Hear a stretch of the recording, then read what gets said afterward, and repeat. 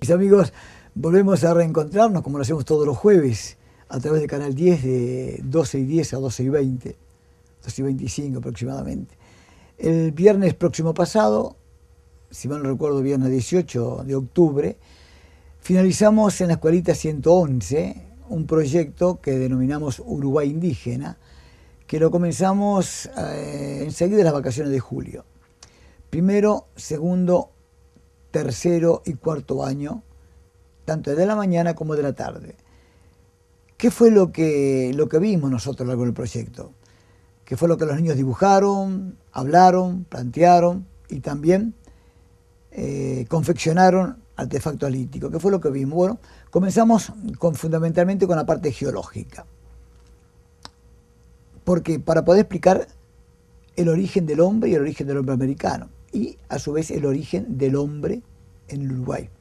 Hablamos de las glaciaciones, de distintas teorías acerca del hombre, del hombre americano, de distintas teorías acerca del ingreso del hombre a América. Hablamos de la llegada del hombre al Uruguay hace aproximadamente 12.000 o 12.500 años antes del presente. Hablamos de cómo se estudia el pasado, hablamos del carbono 14, que es lo que nos permite dar una evaluación sobre los objetos que localizamos. Hablamos también que para aplicar la técnica de carbono 14, es decir, mejor dicho, la técnica de carbono 14 no se aplica sobre piedras, sino que se puede aplicar sobre restos de fogones, y a través de eso nosotros evaluamos la capa cultural. Y como ese fogón posiblemente estuvo asociado a un momento determinado a piezas que el mismo indígena dejó ahí, nosotros al datar el fogón estamos datando la antigüedad que tiene la pieza que fue realizada en ese estrato cultural. Hablamos de los indígenas más antiguos de Paraguay, de aproximadamente 12.000 a 12.500 años del presente, cuyos conocimientos de ellos los tenemos solamente a través de las piedras que hemos heredado, de los artefactos líticos. Hablamos también de ese término, lito, que deriva del latín, que significa piedra. Hablamos de artefacto, que es un artefacto. Toda piedra elaborada por el hombre se convierte en un artefacto. Es decir, el momento que el indígena agarra una piedra, la golpea, le extrae lasca para obtener filo, y ya deja de ser una piedra común para convertirse en un artefacto. Hablamos de las distintas técnicas de confección de artefactos líticos. Hay dos formas solamente de trabajar la piedra. Por un lado pulido y por otro lado tallado. Se tallan las piedras más duras como el pedernal, de las cuales se tiene un filo muy bueno, y se pulen. Por ejemplo, en el caso del tallado tenemos cuchillos, perforadores, puntas de proyectil, puntas de lanza, raspadores. Y la otra técnica de confección de artefactos líticos es a través del pulido, que es una piedra mucho más blanda y por lo general de arenisca. Y ahí tenemos, por ejemplo, las lenticulares, los rompecabezas, los morteros, las boleadoras, en fin, un conjunto de piezas que son, vuelvo a repetir, confeccionados a través de la técnica del pulido y que son piedras mucho más blandas que aquellas que se elaboran a través del tallado, que son de pedernal. Luego hablamos de los indígenas que yo denomino históricos, en el sentido de que los conocemos fundamentalmente a través de los relatos que nos han hecho los cronistas, los españoles, los portugueses, Ulrico Smiller, el soldado alemán que lo visitó acá en nuestra zona, charrúas, boanes, guenoas, arachanes. Hablamos también de su vestimenta, la forma de vida, cómo era su vida antes de que se introdujese el ganado en Uruguay, cómo era su vida antes del caballo, el complejo, el Hort Complex, el complejo del caballo, que le permitió al indígena tener un área de caza muy superior. O sea, si antes el caballo recorría 4 kilómetros, 5 kilómetros por día para cazar, con el caballo podía duplicar o triplicar esa distancia, es decir, 12 o 14 o 15 kilómetros de distancia para cazar. Después hablamos también del aporte que hicieron los indígenas, nuestros indígenas, al proceso de la independencia nacional. Hablamos de los caciques charrúas, cerámica indígena, en fin, en eso más que nada consistió el proyecto Uruguay Indígena, que ustedes en este momento están viendo algunas de las piezas elaboradas por estos niños. A lo largo del proyecto se hizo hincapié en lo referente a la característica o a la forma, mejor dicho, del ingreso al Uruguay de este indígena. El hombre ingresó al Uruguay hace aproximadamente unos 12.000 años antes del presente. Destacamos que en estas épocas ciertas oscilaciones climáticas, es decir, inviernos fríos y periodos de aridez, combinados con lluvias, transformaron las condiciones del medio, afectando en esta forma la fauna y la flora. Y en consecuencia de esto, transformando la organización sociopolítico-cultural de los grupos humanos recién llegados a nuestro territorio.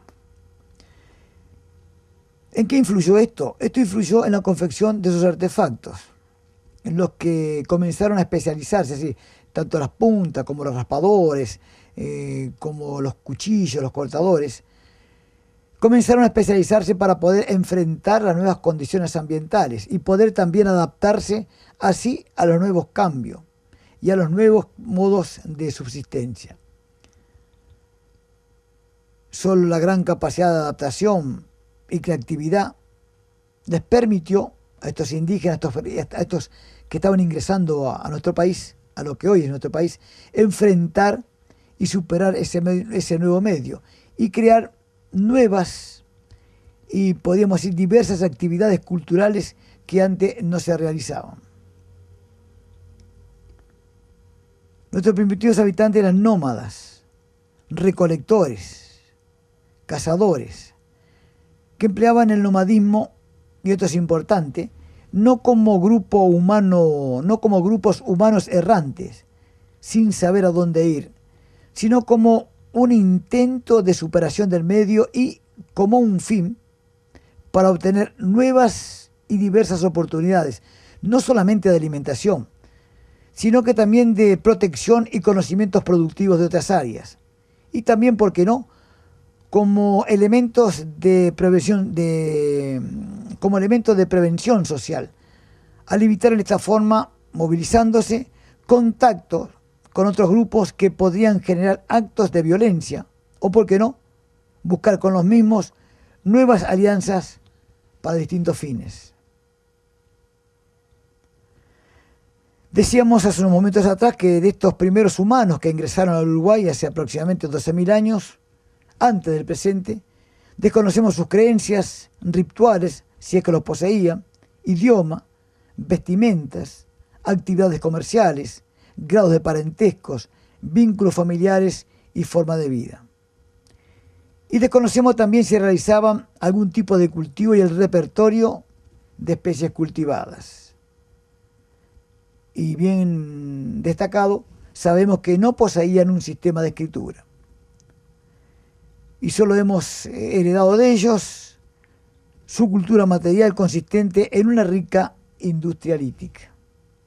Debemos pensar, mis amigos, o mejor dicho, debemos suponer que entre estos indígenas que ingresaron a nuestro país debió de haber existido un riguroso comportamiento sociocultural, acompañado, ¿por qué no?, de un extraordinario esfuerzo colectivo que les permitió superar constantemente el medio reinante. No descartamos la posibilidad de que hayan utilizado algún sistema de navegación, es decir, troncos flotantes, balsas, canoas vaciadas en troncos de árbol, etc., que le permitiesen atravesar caudalosos ríos, los que, porque no, constituían grandes barreras que limitaban la circulación humana, impidiendo el acceso a nuevas áreas alimenticias o el ingreso a determinadas islas que, alejadas de las costas, se utilizarían como refugios defensivos ante la agresión de otros grupos. Debemos recordar que un sistema de navegación, por más simple que sea, permite siempre realizar actividades ceñidas a la pesca y caza de fauna, que sin lugar a duda que está asociada a la costa, lo que aumentaría en calidad en la dieta diaria de estos indígenas. estos primeros hombres que llegaron a nuestro territorio, estos primeros hombres que llegaron al territorio que hoy compone la República Oriental del Uruguay, fueron descubriendo las mejores formas de subsistir en ese ambiente hostil y desconocido, superando constantemente el peligro que los rodeaba, tanto de animales carnívoros que merodeaban los campamentos, como de la agresividad de otros grupos humanos. Y sin lugar a duda, mis amigos, que el ingreso a nuestro territorio fue facilitado por las cuencas de los grandes ríos.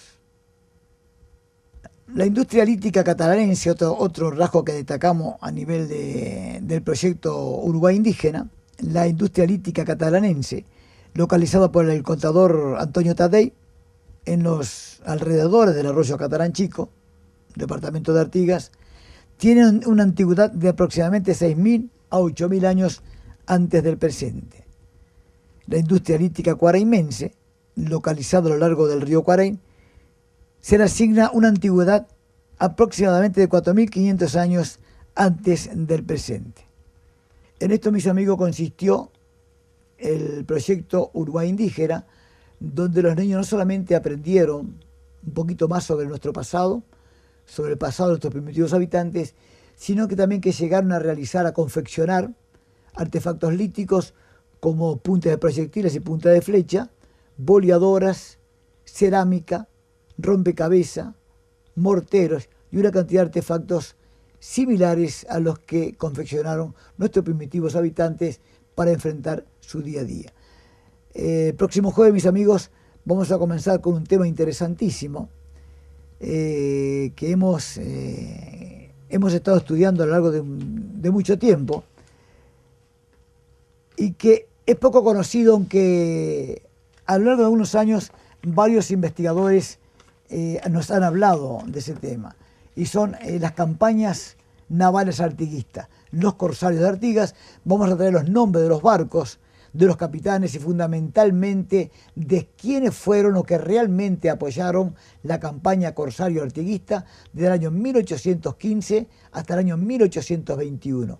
Decíamos en un programa radial que son muy pocas las revoluciones que tuvieron una extensión territorial tan grande como la revolución de 1811 en el Uruguay, puesto que estando Artigas ya en el Paraguay en 1821, en marzo del mismo año se rindió el último corsario artiguista en las costas de África. Esto, mis amigos, para el próximo jueves. Yo no, bueno.